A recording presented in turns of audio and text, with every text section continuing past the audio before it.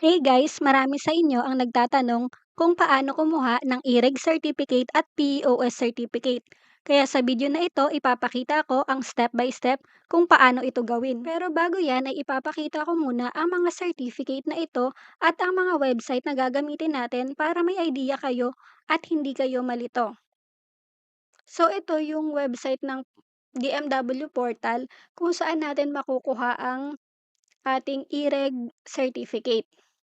Ito naman yung dati nilang website, yung luma. Dati itong POEA. So, makakapag-login pa din kayo dito, pero kung gagawa kayo ng account, wag na dito. Dito na kayo sa bago. Ngayon naman, para sa PEOS certificate, dito siya kinukuha sa pos.dmw.gov.ph. Ngayon, ipapakita ko naman sa inyo kung ano yung mga sinasabi kong certificate. Para sa PEOS certificate, ganito yung itsura niya. Tapos, eto naman yung dating e-reg certificate.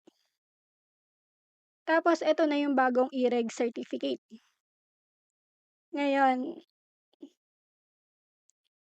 punta na tayo kung paano nyo to makukuha. So, dito tayo sa DMW. Una, tandaan natin, kailangan munang magkaroon ng e-reg account bago gumawa ng PEOS account. Uulitin ko. Ito po munang e-reg bago itong PEOS. Ito ang unang hakbang para maayos ang inyong records sa DMW system. Bago tayo magsimula, may ilang importante akong paalala. May bagong portal na ang DMW, which is ito ngayon. Kaya yung mga first time pa lang gagawa ng account at kukuha ng e-reg certificate ay dito na sa bagong DMW portal na kayo magre-register. Hindi na gagamitin ang lumang website para sa bagong registration. Kung may dati ka ng DMW o POEA account, hindi mo na kailangang mag-register ulit. Maaari kang mag-login gamit ang dati mong email at password. Nilipat lang ng DMW ang mga old accounts papunta sa bagong portal, kaya makakapag-login ka pa rin gamit ang dati mong email at password.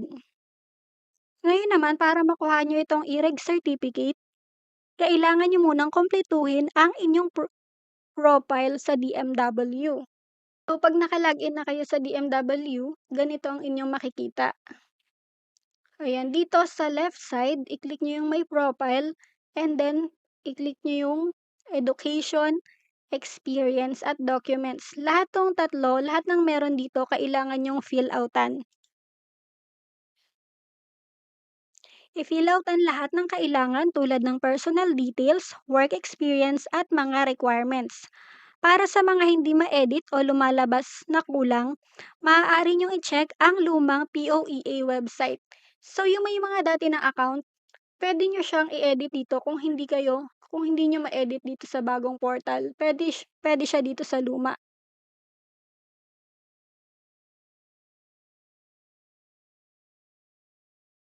Dapat, unang gumawa ng e-reg account.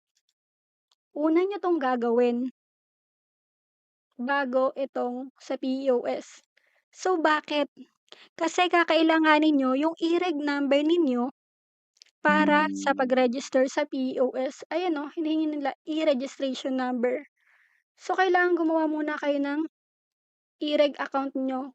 Ito yung e-reg number sa taas. Ayan, para makalagin kayo dito sa PEOS. Lagay nyo yung e-reg number nyo, tapos yung last name and first name. Ngayon, dito naman tayo sa kung paano kunin itong PEOS certificate o Pre-Employment Orientation Seminar.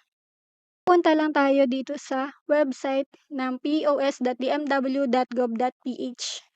Tapos ayan na nga, ilalagin nyo yung e-reg number nyo dito, last name at first name. Tapos pumili kayo kung professional or skilled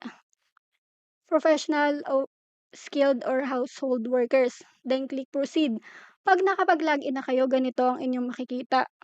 Kailangan nyong i-take ang lahat ng modules na makikita nyo. Yan, 1 to 8 to.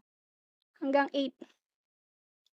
Kada module ay may quiz kayong sasagutan. Tapos, pag nasagutan nyo na lahat ng module at quizzes. Scroll down nyo lang sa baba at may nakalagay na print certificate. So, click nyo yan at magkakaroon na kayo ng POS certificate. Ang gusto ng DMW 'pag ipapasa nyo ito sa kanila ay updated ang date ng month, hindi pwede yung matagal na ang date. Yun lang guys, tandaan, i-reg muna bago POS at siguraduhin kumpleto ang inyong profile para walang problema sa pag-print ng certificate. Kung may tanong kayo, i-comment lang sa baba. Huwag kalimutang mag-like at mag-subscribe para sa iba pang tutorial.